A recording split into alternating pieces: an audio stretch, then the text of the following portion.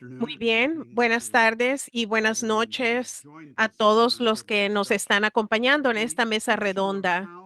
El tema de cómo vamos a abordar la cuestión migratoria va a determinar si la humanidad tiene o no tiene la aptitud moral necesaria para sobrevivir y la crisis migrante significa que resolvemos y se puede resolver a través de aumentar la capacidad de la humanidad para proporcionar medios adecuados de vida de una manera que aumenta y el nivel de vida cada vez mayor. Esto es lo que llamó LaRouche la densidad relativa potencial de población. Y el colapso de esta densidad relativa potencial de población es la causa de la crisis migratoria, entre otras cosas, y es la única área donde hay una solución. En los 1970s, en 1978-79 más o menos, un agronomista de la Fundación Rockefeller, William Paddock, hizo declaraciones que después se volvieron una política y sus declaraciones era que era necesario reducir la población mexicana a la mitad. Y esta cita es directa. La población debe ser reducida a la mitad, sellar la frontera y mirarlos gritar y chillar. Le preguntó el que lo entrevistaba, ¿cómo se puede hacer esto tan drásticamente? Pues de la forma usual, la hambruna, la guerra y la peste.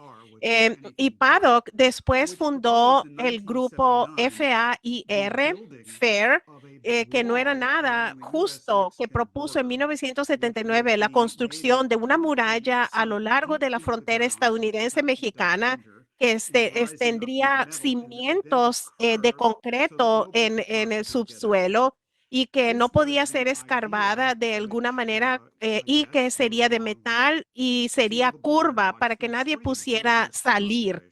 Esta fue la idea que va junto con la idea de sellar la frontera y mirarlos gritar para reducir la población. Ahora, el presidente Trump, medio siglo después, más o menos, tiene una política que ha anunciado a lo que él llama los ilegales en lugar de referirse a ellos como trabajadores indocumentados, él dice los ilegales solo dice y luego los insulta de la manera con los epítetos conocidos. Pero él habla de sacar a 15 millones de personas de Estados Unidos y él está dando una opción. La opción es que los arreste la policía migratoria, el ICE, que sean acosados, detenidos o torturados o matados, o si quieren irse calladamente, pueden aceptar el autodeportarse y tomar el bono de $2,600 que personalmente es como ponerles un valor a su cabeza. Y bajo estas condiciones, el plan de Trump, ellos pueden regresar a los países de origen supuestamente de manera voluntaria a los países de los que huyeron porque han sido destruidos por las políticas del FMI, por las guerras, por la enfermedad y llevados a la pobreza por Wall Street y los bancos de la City de Londres, que hoy controlan al gobierno de Trump y provocan las guerras que causan la pobreza y estas crisis. Pero el Instituto Schiller y la revista EIR tiene una mejor idea. ¿Por qué no hacemos algo diferente? ¿Por qué no, por ejemplo, tomamos una encuesta de cómo luce el continente y por qué no, en lugar de esta política de destrucción, construimos grandes proyectos como el que muestro en la pantalla? Aquí escucharon del plan Oasis y escucharon sobre proyectos similares para África. Ese es el proyecto que se refiere a la situación en Iberoamérica. ¿Por qué no construimos un tren de alta velocidad y un corredor de desarrollo desde el puerto de Shanghái en Perú, que ya es un superpuerto el puerto, el principal, el más grande megapuerto en la costa occidental del hemisferio, construido con China y de manera conjunta con Perú y conectarlo con la costa del Atlántico en Sudamérica, en Brasil, en Los Santos, la ciudad portuaria de Sao Paulo. Ambos serían buena idea para hacer esto y se crearían las circunstancias para traer el desarrollo a toda la región y abordar el problema de la migración forzada impuesta económicamente y militarmente, y sería un enfoque diferente. Pero antes de que nos adentremos en esto, de lo que vamos a desarrollar después, primero veamos esta mejor idea de la naturaleza del problema que enfrentamos. Si miramos globalmente la cuestión de la migración y el asunto de la población desplazada, puede ser interna o de manera al exterior de sus países respectivos. Estamos hablando donde cientos de millones de seres humanos han sido expulsados y obligados a la migración o han sido desplazados. Veamos cómo luce esto en el periodo de los últimos 45 años. Y ven aquí que el total de combinado de los migrantes y las personas desplazadas subió de 232 millones en 1980 a 422 millones hoy día.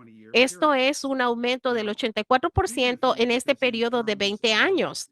Ahora, si mira esto en términos del porcentaje de la población total, el aumento es impactante, es un porcentaje total de la población mundial en los 80s.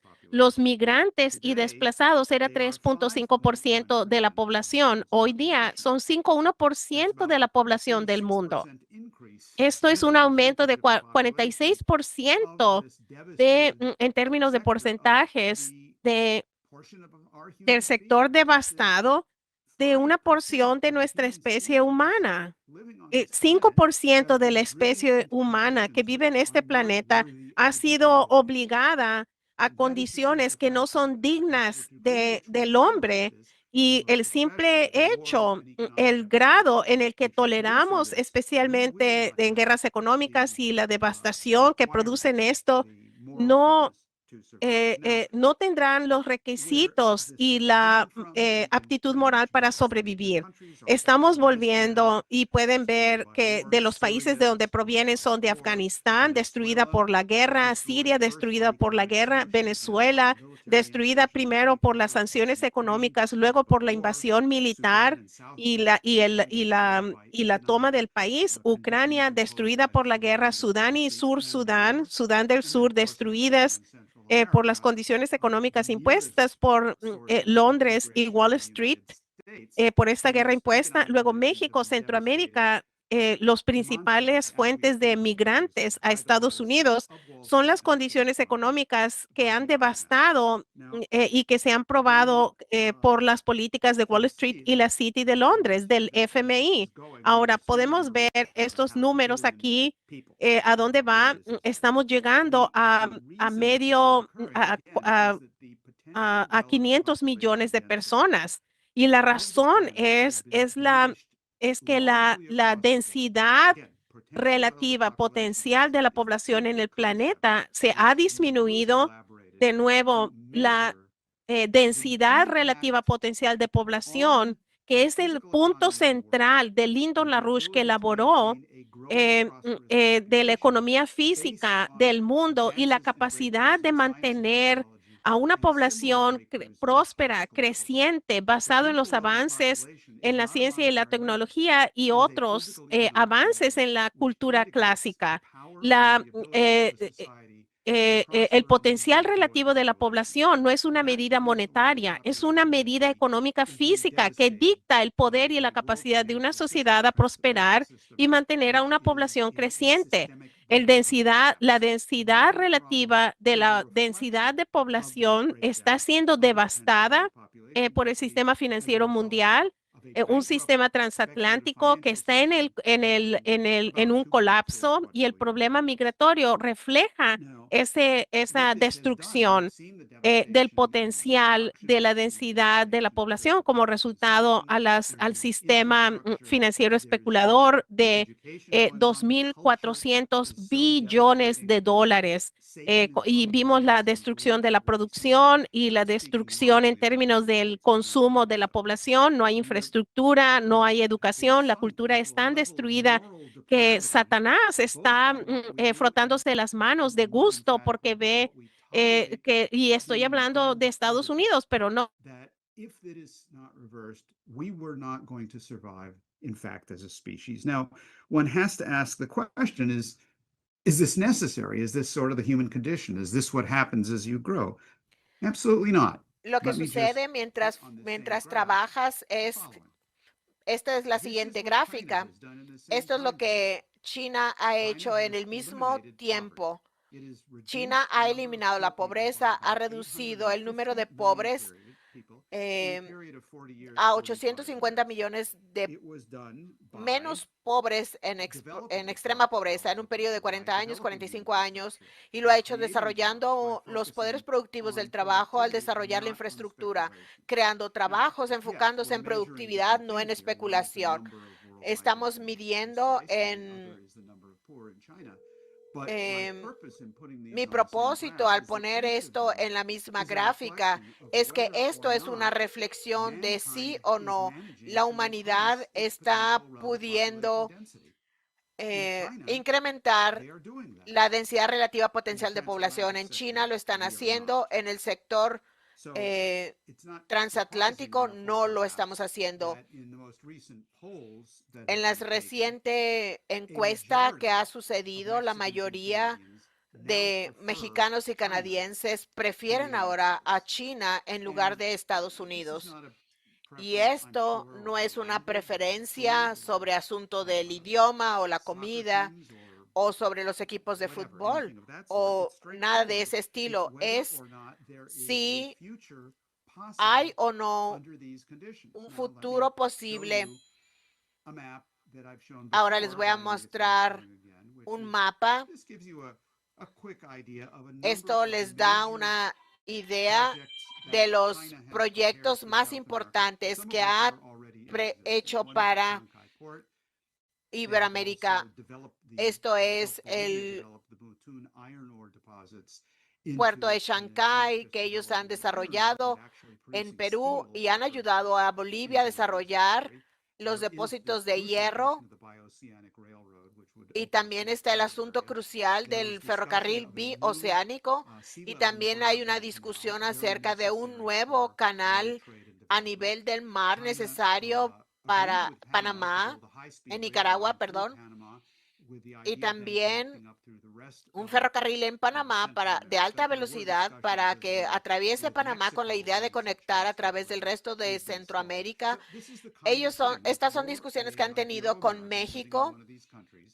Y si tú estás en Iberoamérica o en alguno de estos países y estás informado adecuadamente, ves el mundo de lo que suceda. Esto es lo que tú ves. Si tú ves hacia el norte y ves qué es lo que está ofreciendo Estados Unidos, y esto es lo que ven, nada. Los Estados Unidos no ha ofrecido ningún proyecto de infraestructura de ninguna importancia ni construirlos. Al contrario, la política de Estados Unidos declarada en el documento de estrategia de seguridad nacional durante el gobierno de Trump es que China debe ser excluida de Iberoamérica a todo costo. Eso significa tumbar el gobierno de Venezuela, un golpe de Estado y raptar al presidente, que así sea. Esto significa reventar, hacer explotar el puerto de Chancay. No lo excluiría, así como lo hicieron Nord Stream. Esto es detener el corredor bioceánico. Ellos están activamente involucrados en tratar de evitar la reelección del presidente Lula da Silva, porque Lula está comprometido a estos tipos de proyectos de desarrollo y porque Brasil es un miembro de los BRICS con una fuerza internacional que es importante. para la infraestructura y el desarrollo. Todo esto es importante para detener la pobreza. Este es el tipo de situación que estamos tratando. Y ahora vamos a tratar el tema del corredor bioceánico que les mostré en la pantalla antes. Esto es para darles una idea. Los ferrocarriles son cruciales. No son solamente para ir de punto A a punto B, lo cual es bueno, por supuesto, pero esto es crucial para abrir una nueva plataforma tecnológica en toda el área de desarrollo. Y esto es lo que Estados Unidos hicieron con el ferrocarril transcontinental de Abraham Lincoln, completado a mediados del siglo XIX.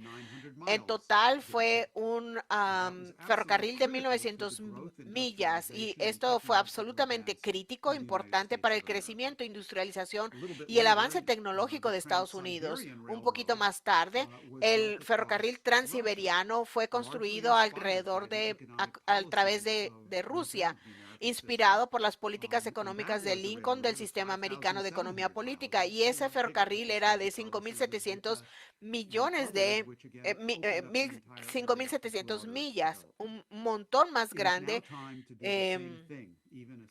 Así que ahora es el momento de hacer lo mismo en Centroamérica, en Suramérica. Este corredor bioceánico que se muestra aquí sería de 2.800 millas aproximadamente y se estima que tomaría 10 años construirlo.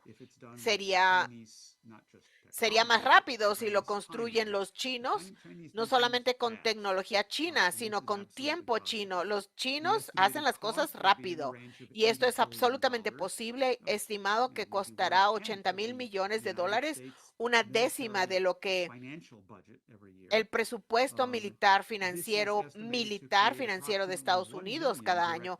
Y esto se estima que creará aproximadamente 1 millón de trabajos directos en Brasil, esto para construir el ferrocarril. Y esto es un verdadero reto. Esto es a través de la región del Amazonas, a través de los Andes, para llegar a Perú. Esto tendrá un efecto multiplicador, no solamente en empleo, sino también en productividad en general, lo cual es de una cantidad que no se puede estimar. Aproximadamente provocaría la creación de otros 2 a 3 millones de trabajos indirectos. Esto es un asunto crucial y es el tipo de optimismo que este trabajo va a desatar. Y con lo del puerto de Chancay, que ya tenemos en Perú, que crea a una población que le dé el sentido de que es posible, la razón para educar a sus hijos, educarse a sí mismos, desarrollar sus capacidades para contribuir al desarrollo y el bienestar de las naciones como parte de un proyecto de desarrollar a la humanidad como un todo. Ese es el objetivo, esa es la manera en que podemos abordar el problema migratorio y, por supuesto, es necesario tratarlos con humanidad y detener esta locura del plan Paddock que el gobierno de Trump está implementando o políticas similares en Europa. No hay cuestión sobre eso, pero el problema no se va a resolver a menos que drásticamente aumente la densidad relativa potencial de la población de nuestra especie, lo que requiere poner a la burbuja financiera de Wall Street y la City de Londres y los 2.400 billones de dólares que se congelen. Y aquellos responsables paguen el precio a través del sistema de justicia, como durante el periodo de Franklin Roosevelt, que puso a los banqueros culpables en la cárcel. Ahora quiero ofrecer al público una sección de una entrevista que llevé a cabo el 24 de julio, hace una semana, con Celso Amorim, que es el asesor especial del presidente Lula da Silva de Brasil. Él fue el ministro del Exterior de Brasil durante los primeros 2 periodos de Lula y después fue ministro de Defensa durante Dilma Rousseff y hoy de nuevo, como dije, es asesor especial. Lo que estamos viendo hoy, hay tantos lugares en que está habiendo guerra y que tanto hace eso cada vez más difícil la continuación del desarrollo. Por ejemplo, en nuestro caso, el precio del petróleo, el precio de los fertilizantes. Nomás menciono un caso, también podría mencionar los alimentos para África. El dinero que se destina al presupuesto de defensa no suele proceder de algún fondo interno. Puede que también sea así, pero en la mayor parte se sustrae de la cooperación al desarrollo, porque hoy estamos hablando de cómo la USAID de Estados Unidos abandonó a Sudáfrica, la disolución, el fin de la USAID y qué tanto se ha visto reflejado eso en la salud y en las instituciones de salud de Sudáfrica.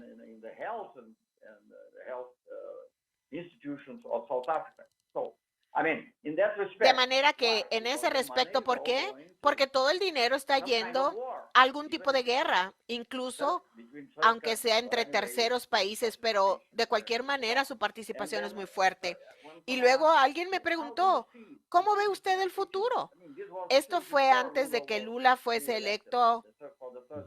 Yo le dije, fíjate, si estás en un cuarto que está casi completamente oscuro,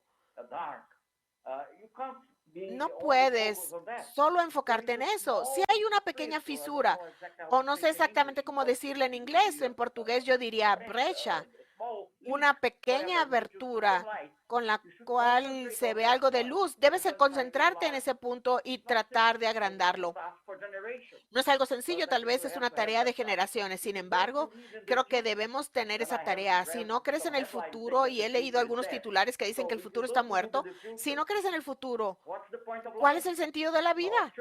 Nuestros hijos, nuestros nietos y los nietos de los demás deben de tener una buena vida. Eso es lo que nos mantiene vivos, pienso yo, en especial para alguien de mi edad.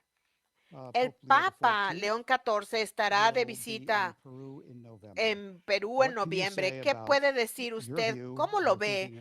¿Cuál es la opinión de la visita del Papa y la importancia de esta para Brasil y para toda la región? El Papa está inspirado por el Espíritu Santo, de manera que no soy yo quien para hacer ningún juicio, pero yo siento una gran simpatía por todo lo que ha dicho el Papa sobre diversos temas, como la inteligencia artificial y también sobre muchos otros temas.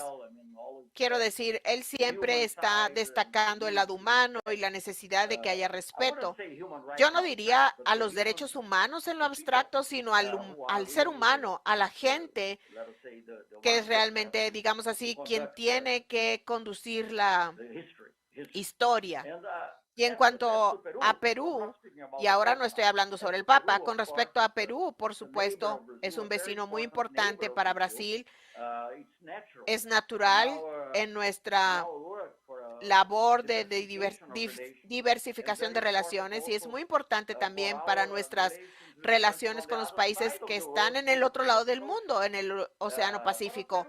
Pero sobre Perú mismo, pues nosotros tenemos una enorme frontera con Perú y creo que Brasil siempre,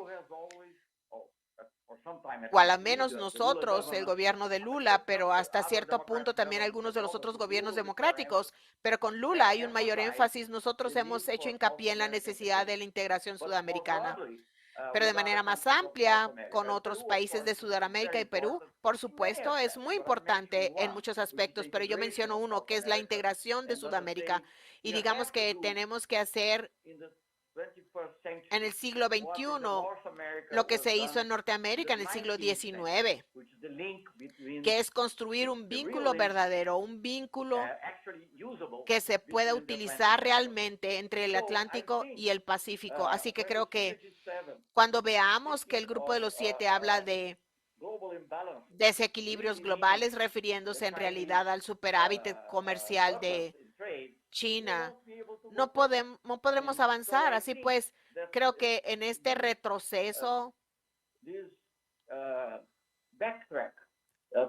hacia un gobierno mundial, aunque con algunas apariencias hemos invitado a Brasil, a la India, y han invitado a Brasil, a la India y otros países en desarrollo, pero sin China y sin Rusia.